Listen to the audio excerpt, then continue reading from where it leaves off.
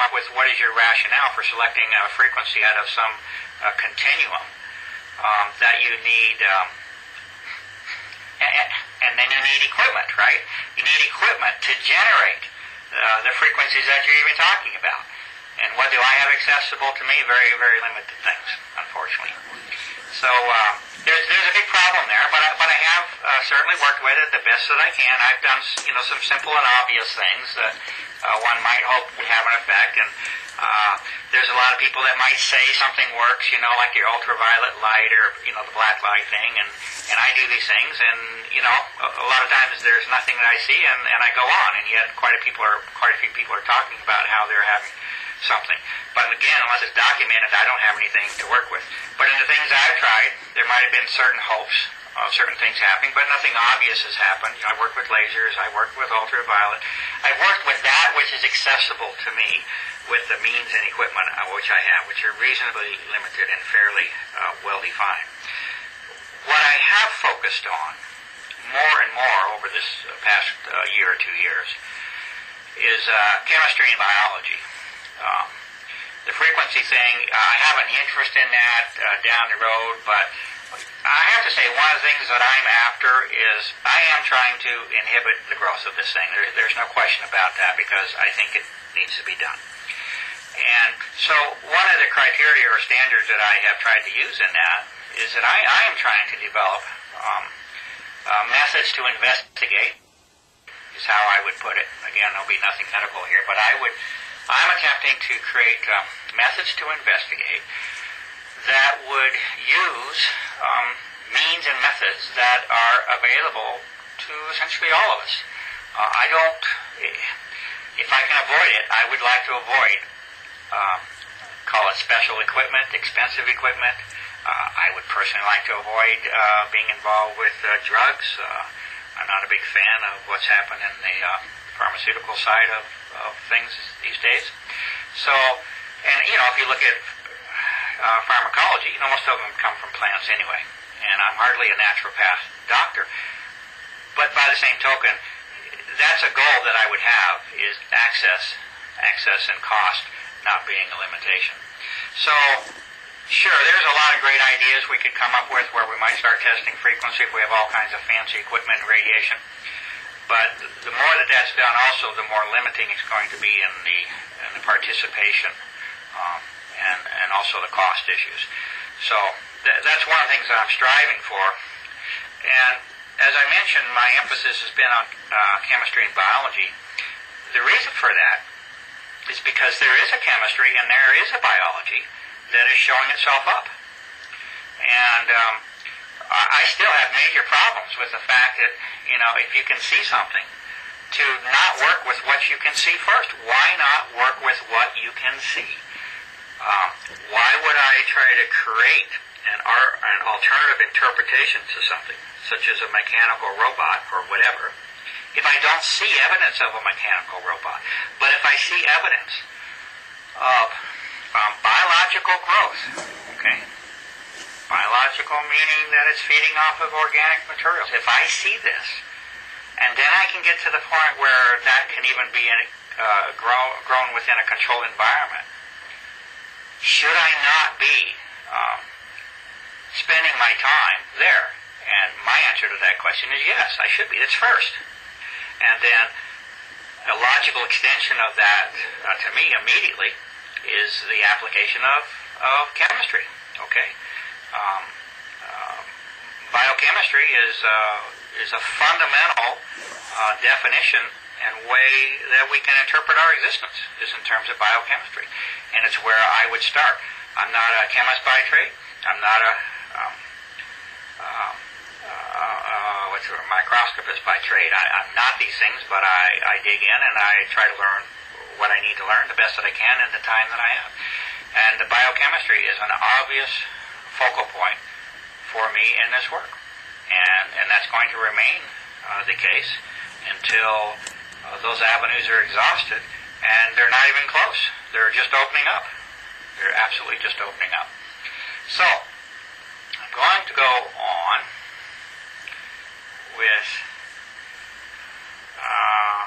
Okay, let's take this one. I'll try to go in order, and I may miss something, but I'll try. Are the fibers synthetic or man-made fibers? That was the question. Are the fibers synthetic or man-made fibers, and are they self-replicating? Well, synthetic or man-made? We don't know. We don't know, and maybe the lines between those two things are not so clear. I've already talked about how everything indicates that, from my perspective again, that this is by design and not as an accident of nature. Well, is that synthetic? Difficult question, because what if the internal components or the organization of that structure follows some type of biology, even if it's not something that we know about very much. So, you know, the world of genetic engineering is a hot field, right? So, these lines get a little blurry. Human beings will do whatever they can do, and whatever they get their hands on, they'll play around with. So that means that we love to try to cross the lines between nature and something manufactured or made, and there's no reason to think that we're excluded from that in the issues that we're speaking of. And are they self-replicating? Well, okay. I'll throw out another word, and we start asking, what's the difference, right? Well, self-replicating generally would mean we might tend to attach that to something artificial. I think that might be the connotation with that. But another word for that would be growth. Does it grow? Does it reproduce? It's another interpretation, right? And my answer to the question of whether or not it reproduces or whether it grows is positively yes. Without a doubt. This is what a lot of the work has been about, is to try to get that growth within a cultured environment so that that growth can be studied. Because there's a tremendous advantage there, folks, if we get things in a cultured environment, okay? And that is, you can start to test things, you can come up with ideas without messing around with the human body. And we don't know what's going on in a lot of ways, and at the very least, one of the first things you try to do is create a controlled environment where you can start playing around with your ideas, instead of people having to rely on all of their own ad hoc attempts and methods to try and find something to work by themselves, which they may not have any idea of whether it's harmful or helpful to them. So my focus is on the laboratory approach at this point for those reasons. But, you know, you will find there's a paper in there somewhere.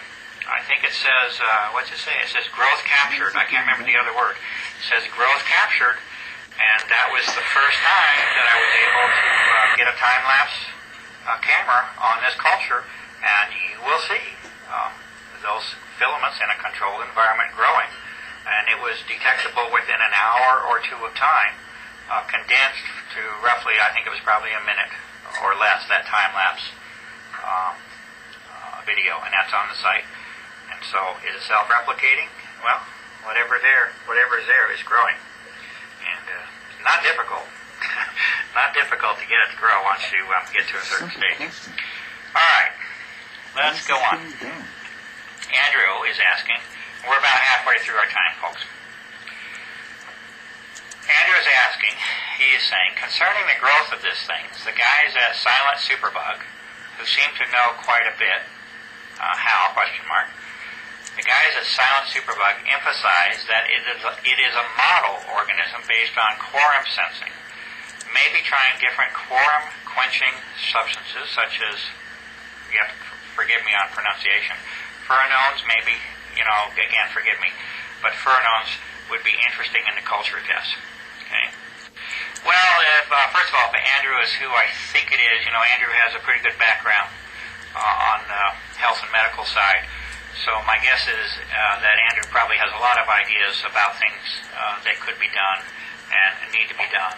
And there's a pretty good chance that I won't even have knowledge of some of the things that he's speaking of. Okay? So, you know, this is a case. If I am ignorant or Let me move this camera just a little bit.